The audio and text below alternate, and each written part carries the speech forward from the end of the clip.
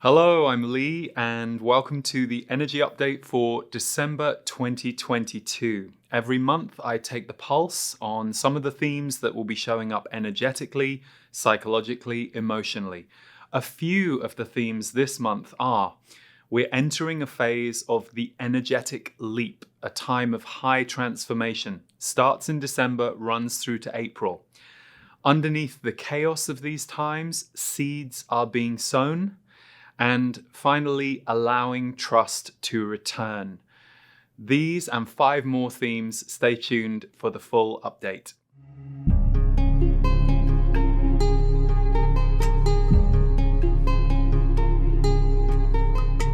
Hi everyone, welcome to the December 2020 energy update. Where has 2022 gone? I don't know, but we're going to have a look at 8 themes that have come to me for the month ahead. But I wanted to let you know I will, on December 21st, the day of the solstice, be doing a free annual energy update.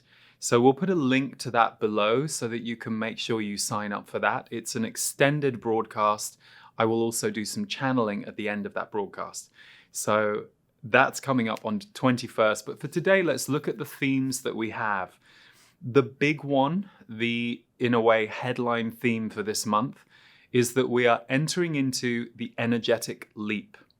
This is December 2022 to April 2023, so it runs right through January, February, and March. This is going to be a time of high transformation. And the message to you is, how are you going to harness it? So, when I tuned in yesterday, my guides were explaining how everything is going to accelerate and widen in the next 4 months. Now, of course, you think that seems odd given everything has been accelerating for so many years. But what they're saying is there is a real wide open space of potential for transformation in the coming 4 months, and we're entering into it now. So how are you going to harness it is really a question that I offer that you can ask yourself. You might want to batten down the hatches and live very quietly for a few months and stay quiet while that energy moves through. You may want to really harness it to create some big changes in your life. Some of them you might know. You might immediately be able to go, yeah, I want to change this, this, and this. And so it's good to know that the next 4 months are going to be supportive for that. Some of them you may not know. It may be more that you want to shift a feeling. You want to experience more peace or less stress. If you get really intentional about that this month and beyond, there will be a lot of support for you to create that level of transformation in your life. Now, of course, whenever I hear of a big leap like this, I'm always curious about what's going to happen in the outside world. But it's really important for you to pay as much attention to your inner world as well as the outside world at times like these. We've seen a lot of seductive energy from the outside world pulling you off your own center, pulling you off track. It doesn't mean that we don't engage with what's going on out there, but it does mean that we mustn't make that our only focus. I know a lot of people right now who, if you ask them how they're doing, they mostly tell you stories about what's going on in the outside world, and it's left them very uneasy or off-center on the inside world. And one of the most important things that we can do is figure out how to look after our nervous system, figure out what we need in order to feel peaceful, because we can't create peace out there if we don't know how to create it internally. So this energetic leap phase that we're entering into now, it needn't scare you. It needn't be something that you're like, oh God, I feel like there's been enough going on. You can choose how you use it. And maybe for you, the transformation is going to be, I'm going to get really close to myself in the next 3 or 4 months. That's where I want to put my focus now. But equally, there will be many of you who perhaps have felt like you're either dragging your feet on making changes happen, or you've felt blocked or like things haven't been in flow. December through the end of March is a big flow transformation period. So pay attention to what goes on in the outside world, but also ask yourself, how do I want to move through this time and really focus my intention? The end of the year is always a great time to look at intentions for yourself, not things that you have to stick to or try and achieve, but things to really hold as a spiritual goal or focus, and to call those things in. I'll talk more about the energetic leap in the months to come. The next theme, some of you that I was just speaking to will like, it's staying quiet internally and externally. Now, over the years of doing these updates, I've always reminded you that the quiet, the silent is a very powerful place for us to be. We do not live in a world that values quiet or silence or asks us to value those things. There are certain parts of society, certain teachers, certain places that will value those things, but there are also so many gravitational forces that want to pull us out of peace and out of silence and out of stillness. So if you're overloaded, or if you just feel like trying something different in the next month or two, how can you stay quiet? What would you staying quiet look like? It doesn't mean you're not doing anything. It just means you might minimize your level of engagement with the outside world compared to what you would normally do. Equally, it could be a practice of deepening. It could be you beginning to deepen a meditation practice or a journaling practice or some self-inquiry. The reason this theme comes up is staying quiet internally and externally is a powerful place to be right now. And if you think about it, when we're in a big energetic leap time where transformation energy is strong, one of the most important things we can do is get very clear about how we feel internally. The more we focus on an inner awareness in a time of transformation, the more the outer changes that we are going to bring to bear on our lives are going to be more potent, more aligned, better for you, better for the world. So staying quiet internally and externally, hopefully for some of you, can be a permission slip that you shouldn't need from me or anyone else. But sometimes I don't think this world gives us enough of those permission slips. The third theme is underneath the chaos, seeds are being sown. Underneath the chaos, seeds are being sown. Which are yours? So this is an interesting one because we've talked a lot about the chaos of the last, more than just the last 3 years, for years now. But for you to recognize that chaos is not the only layer of the planet and what's going on the planet. So a lot of us have been focused on chaos, turmoil, disruption, and that is definitely taking place on the planet. But underneath all of that, seeds are being sown for the future, for your future, for our collective future. Can you see them? Can you support them? And more importantly, which are yours? I mentioned earlier some of the people that I've had some conversations with over the last few months who have felt very out of themselves, very much like a victim to a world that's just in chaos. And that's not a great place to be. I'm not saying that we don't all have moments where we visit that space inside ourselves, or perhaps we need to try that on for a few days or a few weeks to move something through us. But if you end up living there, you're actually missing your connection to everyday life that's happening right now, in this present moment. In this present moment right now, you are alive. And whatever it is that you fear is happening or may not happen is not actually happening right now to you. So are you going to re-empower yourself to come back to the present and see what you can create for your future? So underneath the chaos, seeds are being sown is a dual message. Number one, there is new growth, new birth, new life that will emerge from everything that we're going through right now and that is emerging. You may just not be tracking it. You may just not be looking in the right places. The noise of some of the mainstream media might be pulling your focus away from those areas where growth and positive change is happening. But equally, ask yourself, what seeds am I sowing for my future? It might be very simple. It might be, yep, I'm holding an intention that I want to have a less stressful life. And I don't know how I'm going to figure that out right now, but I've realized that is my biggest issue right now, stress. And I don't want to live like this for another year. So I'm going to hold the intention that I can create a less stressful life. So for example, your seeds can be sown, especially while we're going through this big leap time of transformation that's just really starting to ramp up in December. This next message, psychic overload needs grounding. Psychic overload needs grounding. So this is a message that I think is for those of you who are newly getting connected to your spirit or your intuition or your psychic self, or you're going through a big awakening phase right now. We all go through periods where our connection to spirit ramps up, often referred to as an awakening phase, where all of the lights go on in a very illuminating way compared to perhaps how you saw the world, perceived the world, sensed or felt the world before. Everything changes and everything shifts. But psychic overload needs grounding. So if you're somebody who is currently going through a big phase of deepening intuition, deepening psychic ability, or you're having a big awakening period in your life where you feel like you're more in touch with your spirit than ever before, don't forget it needs grounding.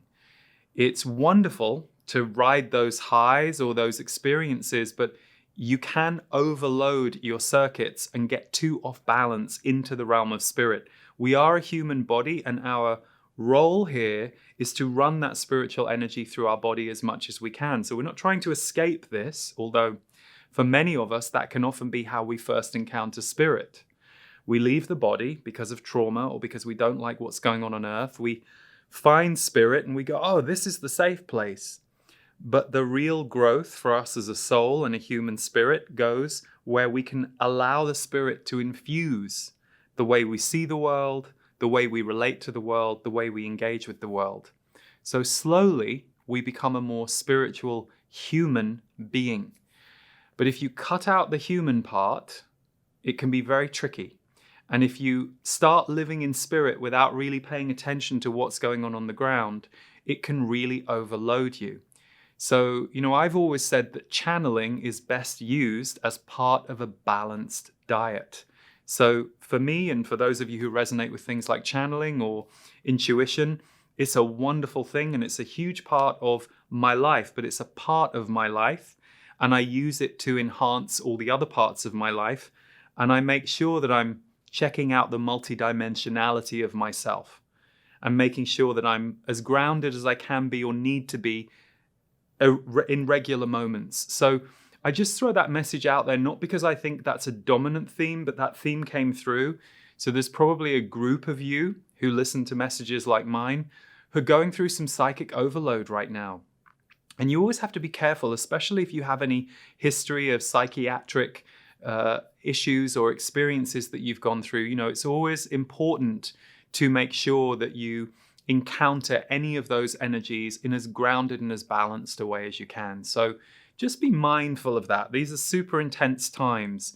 And if you're doing a lot of psychic or intuitive work, or you're recently having an opening to that ability, recognize that this needs to be taken care of and needs to be grounded, because this is the physical vehicle through which you are having those transmission experiences.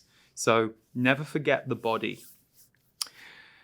The next theme is a very interesting one, and it was actually the first theme that came through yesterday for me. It's allowing trust to return. Allowing trust to return. So the context of this is post-trauma healing and a tender time of clearing and trusting again. We've talked a lot about the collective trauma of the last few years, not only the collective trauma of the experience we've had since 2020, but in the years before that, we saw a lot of different trauma surfacing for different groups on the planet. We've been going through this time of awareness of our trauma and reparation around groups in society who have been more traumatized than others or by other groups, and trying to bring a balance to that. So we've gone through many, many years of this. So now we're entering this more collective period where we're allowing trust to return. Because when we're healing trauma and when we have got in touch with our trauma, trust is usually something that has either been breached, challenged, damaged, or forgotten by us. So there is this message now that after so much trauma healing collectively, we're moving into a tender time of trusting again. So for you, allowing trust to return might show up in a very localized way. Perhaps you had a heartbreak with a really close friend, and maybe you've got a new friend in your life and you're feeling close to them again, but you're having to let trust return for you because you still have a little heartbreak or a little betrayal. So that's a very local way of experiencing allowing your trust to return.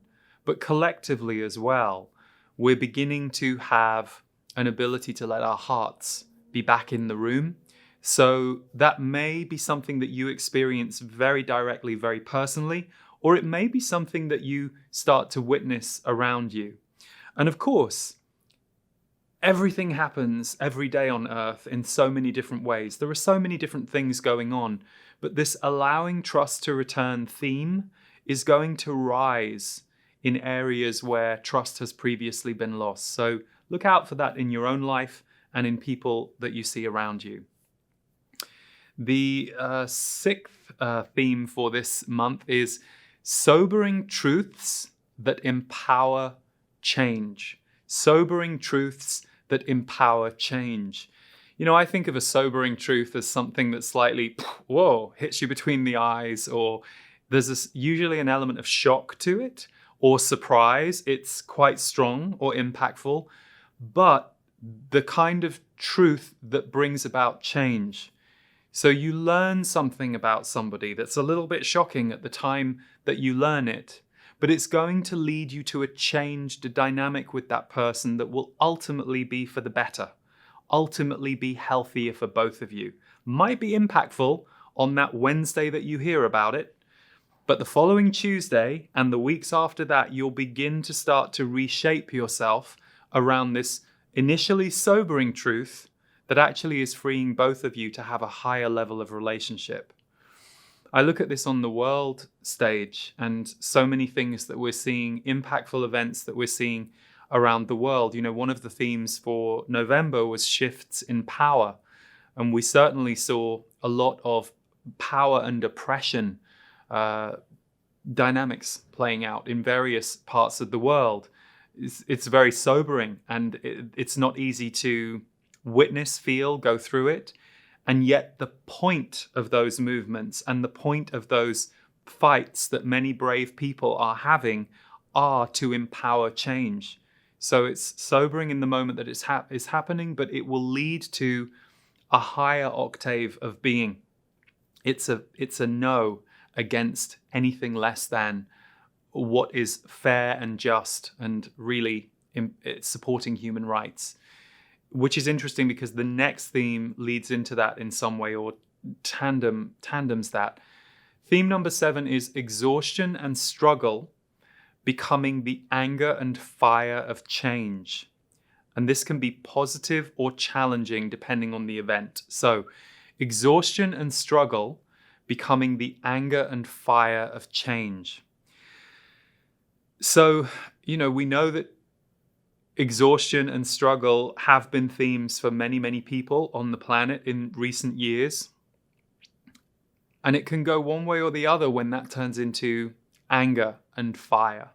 Sometimes people hit their limit with exhaustion and struggle, and their anger and fire comes out as a very hard boundary, a very hard no. It can be impactful. Sometimes it can be too much. Sometimes it can burn someone else. But equally, we're also seeing it happen in groups around the world, particularly when we look at some of the world events that are going on, and a lot of people are tired of being exhausted by the regime or the organization that they are being held down by, and the struggle that they're in because of the way that that system is gridlocking them. So many people are becoming the fire of change and saying no. And so that's why this can be positive or challenging depending on the event. It doesn't always mean the events go well. It doesn't always mean that the people that you would like to see thrive get to thrive. It can sometimes create a lot of mess, destruction, difficulty in the moment. But what we're actually seeing is a lot of people who are tired of being exhausted and struggling, rising up, using anger and fire to say no. And that's bringing a lot of change. So the reason I add to this theme that can be positive or challenging depending on the event, sometimes people do it very unconsciously. They don't necessarily care how they affect others in the way that they do it if it's in a personal one-to-one situation. So that can be challenging. So this is why knowing your boundary is so important at the moment. It's a worldwide theme. It's a forever personal theme as we go through our lives. Knowing our boundaries, knowing who we are, where we are, and what we need to stand for in our life is really important, especially as we go through this massive time of systemic change, which can break your heart on any given day. And that's why the next and final theme is the really important one. So theme number 8, where is the heart magic found and created? Where are you feeling lit up in your heart right now? Really important. Very easy to overlook the importance of having a happy moment or a peaceful moment in your heart. If we cut those moments out as a society and as a world, if we don't nurture them, if we abandon them, if we are too traumatized to access them, we don't see them. We create those acts of heart magic. And of course, the universe, nature, the world of the animal kingdom, so many different aspects will also bring in heart magic. But as humans, one of the highest things we can do is create heart magic for others, experience it in ourselves, know how to nurture and generate it for ourselves. Then that becomes part of our energy field. So given some of the heavier topics or elements of the topics I've spoken about being heavier today, this is so important. Where is the heart magic found and created? So knowing what lights you up. I've talked about this many times over the years. Maybe it's just putting on that favorite song of yours when you've had a really rough day. And that is not you doing something nice for yourself. That's actually you doing something smart for yourself. Because what you're doing when you press play on that song, even if you're not in the mood to press play on that song, is you're recognizing that you're having a tough time, but you're also recognizing you have the power to do something about it. Doesn't have to be a week-long holiday in a hot environment if that's not possible for you and that's just not in your wheelhouse, but we can change our mood and our energy within 5 minutes. We can start to create a more positive spiral inside ourselves. So put that favorite song of yours on for 5 minutes. Go and look at some beautiful lights in the street or in the park. Whatever it is, make sure that you make time and room for creating and finding heart magic in this coming month. It's really important. And where you can't find or create it, the question is the challenge worth it to you, or do you need to walk away or take a break? I'll use other people as an example, but you could also place this on places and things. But if I use people as an example, sometimes having a really tough conversation with somebody and a really tough couple of days with somebody can lead you to the most extraordinary heart magic, because you go through this healing dynamic with them and you get to this place of expansion. You both are playing out something that's a little bit knotted inside you. But it's worth it. You stick with it, you communicate, you go through the uncomfortable, and then you have a heart magic moment. So that is worth the challenge. But sometimes you actually need to either walk away or take a break from a person, place, or thing. And we have the power to know when we need to do that and to pay attention pay attention to that for ourselves. So I ask you, where is the heart magic found and created? And I also will pay attention to that for myself this month. We can be custodians of creating and finding heart magic. And guess what? Heart magic loves to amplify.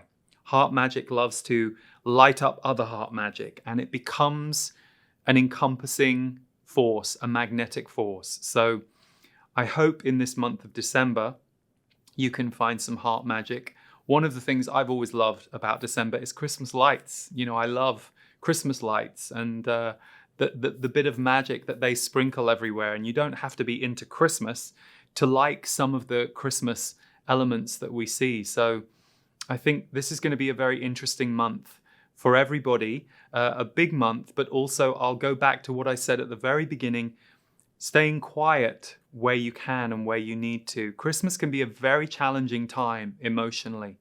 Lost loved ones, difficult relationships. It can be glorious and beautiful, but it can be very challenging too. So make sure that you are a guardian of your own heart magic, and some quiet time for yourself and your intentions this month. And I will look forward to seeing you on December 21st, the solstice, for the annual energy update, which will be probably somewhere between 60 and 75 minutes. So check out the link underneath this video for that. I'm also delighted to tell you that we have just released a brand new music album, which you can see here. The album is called Timelines. It's 8 pieces of music. As ever, it's myself and Devor Bozique. They are transformational, soul-based songs. And we were thrilled. We got to share the album in advance with those of you who took my initiation experience, which ran through October and November. But now it's coming out for everybody. So from December 2nd, you can stream the album on all the platforms, download it, and we also have some beautiful CDs and vinyls for those of you who, like me, like to collect the physical and the art of a piece of music. So you can find all of that at leeharrismusic.com, and we'll put the link underneath the video. Rebirth, my annual way to kick off the year. We're going into our 6th year. I find that just unbelievable. So starting in mid-January, Rebirth begins again. And the theme for the 2 weeks is renew your soul and chart your path. So I like to bring a really well-rounded program in January that's all about you filling yourself back up, figuring out what you want to call in that coming year, and just really opening yourself to the energies that are moving in. So there are so many elements to Rebirth. We'll play a trailer at the end of this video so that you can get a sense of it. And of course, you can find more details about it at the link below. And if you sign up now, you will immediately get an audio recording to start the journey. And finally, for those of you who want to go deeper with me in my work on a monthly basis, the portal is where every month I do an in-depth energy update, including a channeled message from my guides, the Z's. I do that live, but then it's replayable, and we have so many different tools. It's often called a sanctuary for sensitives because every month we offer usually 7 or 8 different things, including the Portal Presents, where I get to commission some wonderful teachers, artists, healers to bring a new program to you every month. So it's a world of transformation and healing and support and community. If you want to try out the portal, try it out for a month and see if it's for you. We'd love to have you in there. But for now, I will say Merry Christmas to all of you. Happy New Year, although I'll see you probably on January the 1st with the energy update for 2023. And I'll leave you with the Rebirth trailer. Take care. I hope you can join me for Rebirth 2023. This will be our 6th year of holding a rebirth experience in January. And it's something that I originally created because I recognize that the end of a year and the beginning of a new year is a very potent and fertile time for us to let go of what we have walked through and call in what we would like to call in for the year ahead. So as well as practical and grounded guidance around how we do that and open to that, I also bring in my guides who will be very specifically working with the energy of 2023 and what we are about to walk into to help us center, ground, but also call in what it is that we want to next create. The rebirth experience is very multidimensional. We have everything from Qigong to dance to channeling to grounded teaching to energy exercises to meditations to music. We try and bring you as much as we possibly can in as rounded an experience as we can offer, so that you can really immerse yourself in one of the themes for this year, which is renew your soul. It's something we all need to do on a daily, weekly, monthly basis. So a huge focus of Rebirth this year is renew your soul, and the other side of it is chart your path, helping you to map out the year that you're walking into with intention, with clarity, and with joy.